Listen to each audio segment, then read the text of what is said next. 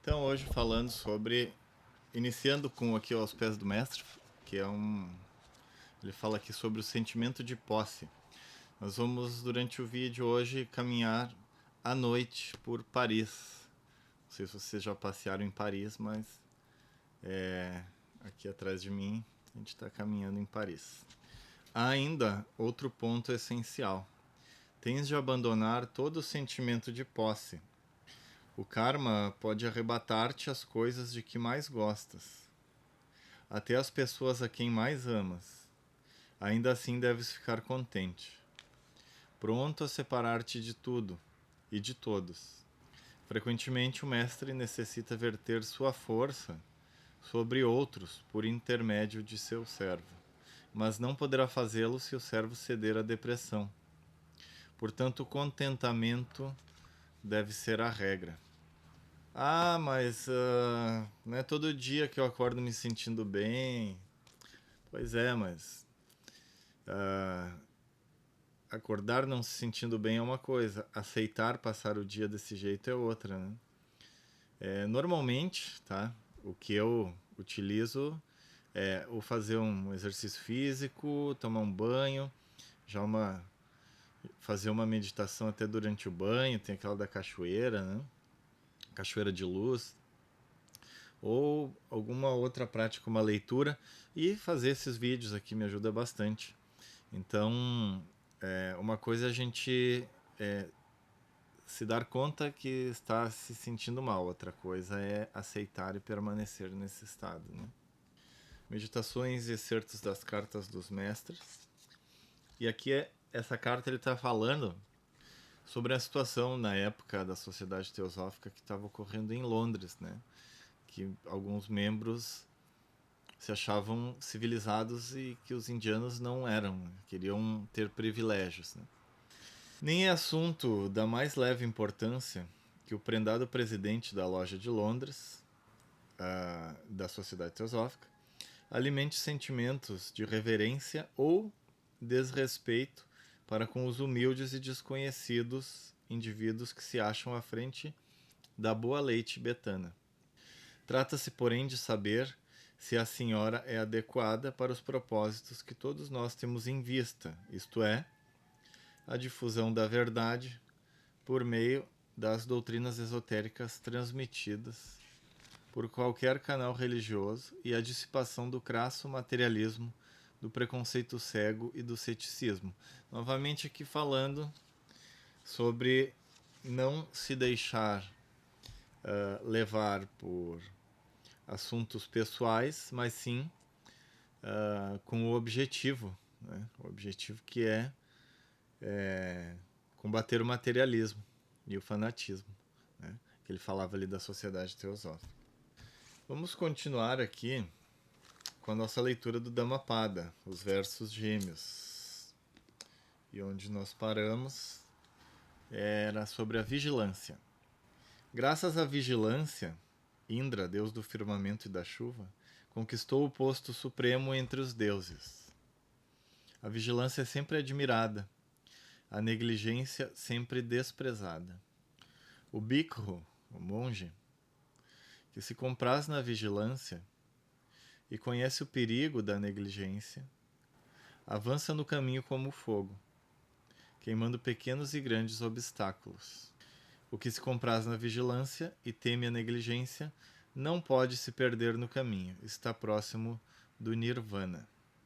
E aqui finaliza a vigilância. Amanhã a gente vai continuar nos versos gêmeos falando sobre a mente. E vamos para o nosso conto zen de hoje. Você está?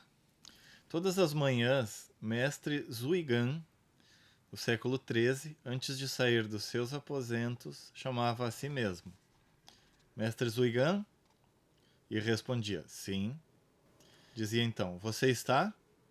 E a resposta era: sim, estou aqui. E completava: então desperte, não seja enganado.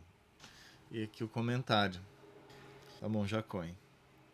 Não há muito mais informações sobre o mestre Zuigan, além de que ele foi contemporâneo do mestre Dogen Zenji, fundador da tradição Soto Zenshu, no Japão, no século XIII. Mas esse hábito de chamar a si mesmo para o seu próprio despertar ficou famoso. Você reconhece o mestre ou a mestra em você? Responde quando chamado? Está presente no agora e no aqui? Lembre-se então de despertar, de não se enganar a si nem aos outros, de não ser enganado nem por si mesmo, nem pelos outros. Esse é o princípio do despertar. Além das manipulações internas ou externas, estar presente além da desilusão significa acreditar. Delusão significa acreditar na ilusão. Há vários tipos de ilusão, como por exemplo a de ótica. Ao vermos um mágico tirar um coelho de uma cartola, sabemos que foi um truque, que foi ilusão da nossa percepção. Não acreditamos que ele fez surgir um coelho do nada. Se acreditássemos que ele fez o coelho aparecer do vazio, não que o tivesse escondido e sido mais rápido do que nossos olhos, por exemplo, essa crença seria chamada de delusão. Eu não conhecia esse termo, delusão, é quando se acredita na ilusão, segundo ela aqui. Estamos todos interrelacionados a tudo. Nos imaginamos separados, estamos deludidos. Cada pessoa é única neste mundo, mas somos todos seres humanos e somos todos a vida da Terra. Não vivemos sem as outras formas de vida, nem o Sol, a Lua e as estrelas. Não sobreviveríamos sem a lama, as águas, os minerais, os animais, os vegetais, os insetos, os peixes e assim por diante. Tudo é vida e somos vida. Apreciemos, pois, sem delusão. Acorde. Esse tema recorrente, né, da interdependência, que é ao contrário da desilusão da separatividade. Vamos agora pegar um trechinho aqui. Pensamentos para aspirantes ao caminho espiritual, livro de Sri Ram.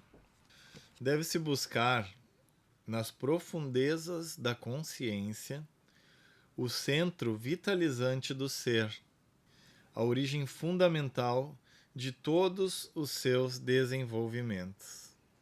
É interessante, eu tinha lido já esse livro e como ele faz um sentido totalmente diferente agora, porque esse centro vitalizante do ser, o eu interno, nosso Atma Buddhimanas, a origem fundamental da nossa criatividade, da nossa energia, do amor, da vontade, de todos os sentimentos.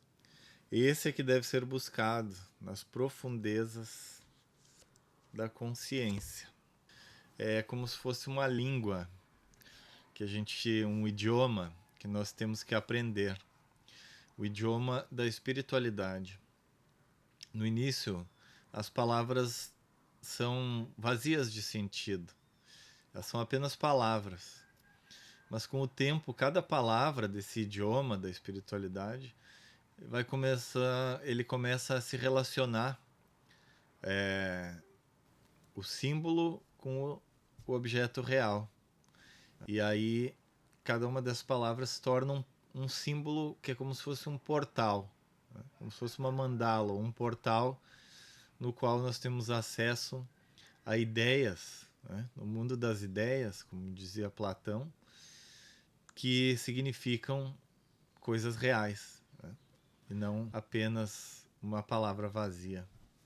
Muito bem. Vou pegar aqui o Ocultismo Prático, de Blavatsky, também continuando nossa leitura. É o altruísmo e não o egoísmo, mesmo em sua concepção mais nobre e legal, que pode levar o indivíduo a fundir o seu pequeno eu no eu universal. É para estas necessidades e para esta obra que o verdadeiro discípulo do verdadeiro ocultismo tem de se devotar se quiser alcançar a teosofia, a sabedoria e o conhecimento divinos. O aspirante tem de escolher absolutamente entre a vida do mundo e a vida do ocultismo. É inútil e vão empenhar-se em unir os dois. pois ninguém pode servir a 2 mestres e satisfazer a ambos. Ninguém pode servir ao seu corpo e à alma superior e cumprir com suas obrigações familiares e deveres universais sem privar um ou outro de seus direitos.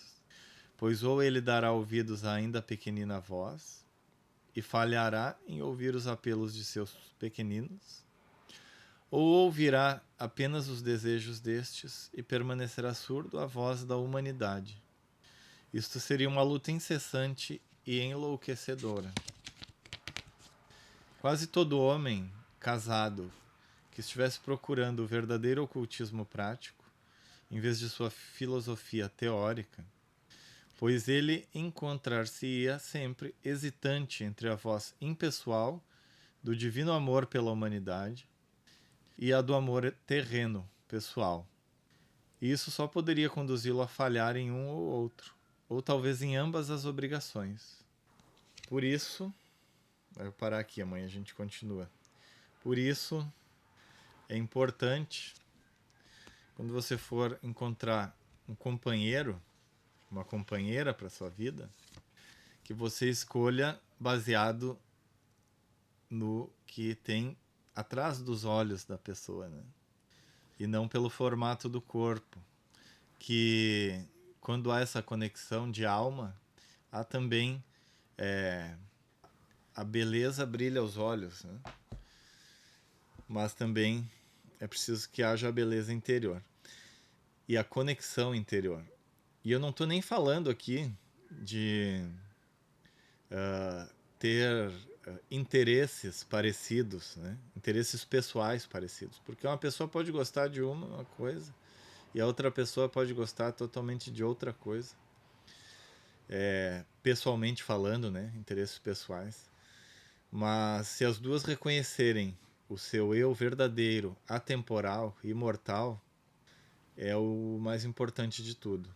Porque aí pode haver a comunicação de coração a coração, independente das preferências pessoais. E aí um ajuda o outro a seguir nessa trilha na busca da sabedoria, né? Essa trilha do ocultismo. Voz do Silêncio, da Blavatsky. Os discípulos podem ser comparados às cordas da vina, eco da alma. Vina é um instrumento de cordas, né? Um instrumento musical. A humanidade, a sua caixa de ressonância. A mão que as toca, a harmoniosa respiração da grande alma do mundo. Aqui eu até me lembrei de uma coisa. Agora, ontem eu estava lendo A Doutrina Secreta, da Blavatsky, e ele estava falando dos Jian Shohans, né, que são esses seres angélicos criadores de mundos, né? E ele dizia que cada um tem a sua individualidade, são pertencentes a uma individualidade ainda maior. E dentro dessa individualidade maior, essas variedades de Anshohans, né, de seres angélicos, se tornam um. E claro, no sentido deles, eles conhecem essa lei da unidade. Apesar de terem a sua individualidade, ainda assim são parte desse um maior. E ali Blavatsky fala também que esses Janshohans também formam, através de vários elementos, a sua unidade abaixo, né? E talvez chegue inclusive, por exemplo, através dos espíritos elementais da natureza, serem o corpo de um Deva, por exemplo, né? E apesar de cada um ter a sua individualidade, sabem que servem a algo maior, né? A uma unidade. E aqui a Blavatsky está falando uma coisa parecida, né? Mas em relação aos discípulos e à humanidade. Então eu vou até ler de novo aqui. Os discípulos podem ser comparados às cordas da Vinã, eco da alma. A humanidade é a sua caixa de ressonância. E a mão que as toca, a harmoniosa respiração da grande alma do mundo. A corda que falha em responder ao toque do mestre, em suave harmonia com todas as demais, rompe-se e é jogada fora. Assim são as mentes coletivas dos Lanu Shravakas. Elas têm de estar afinadas com a mente de Upadya, unas com a super-alma ou romper-se. Eu vou ler também essa parte aqui, porque ler ela separada amanhã iria ficar meio estranho. Assim fazem os irmãos da sombra, os assassinos de suas almas, o terrível clã dos Dad-Dugpa. Sintonizaste o teu ser com a grande dor da humanidade, ó candidato à luz. Então é isso, essa questão de transcender a separatividade, né, o sentido de existência separada, a nossa personalidade que se esqueceu da sua origem, é algo que os seres humanos têm feito e por isso têm sofrido, né? Porque se imaginam sozinhos, separados num universo infinito. E todo esse esforço em busca da espiritualidade, em busca de voltar a reconhecer o nosso eu uno com todos os outros e com o divino, é justamente voltar a nos reconhecer como partes integrantes de um todo maior, muito mais luminoso e eterno. E para finalizar, então eu vou ler uma parte aqui da Roda do Tempo de Carlos Castanheira. Quando um homem não está preocupado em ver no sentido de evidência mesmo, né? As coisas parecem as mesmas toda vez que ele olha para o mundo. Quando ele aprende a ver, por outro lado, nada é a mesma coisa. Toda vez que você a vê, e contudo é a mesma coisa. Ao olhar do vidente, o homem é como um ovo. Toda vez que ele vê o mesmo homem, vê um ovo luminoso, e no entanto, não é o mesmo ovo. Então, vamos para a nossa meditação de encerramento. Só não esqueça de entrar aqui no link, na bios aqui do canal, tem o link do grupo de WhatsApp, onde eu aviso sobre as palestras da Sociedade Teosófica sempre que ocorrem. E além dessas palestras, você pode também, acessando o canal no YouTube Sociedade Teosófica, assistir todos os dias às 19h30 as aulas ao vivo que acontecem. Vamos para essa meditação de encerramento. O sola dos pés bem apoiados no chão. Respiração lenta e profunda, desimpedida, abdominal. Coluna ereta. Língua no céu da boca.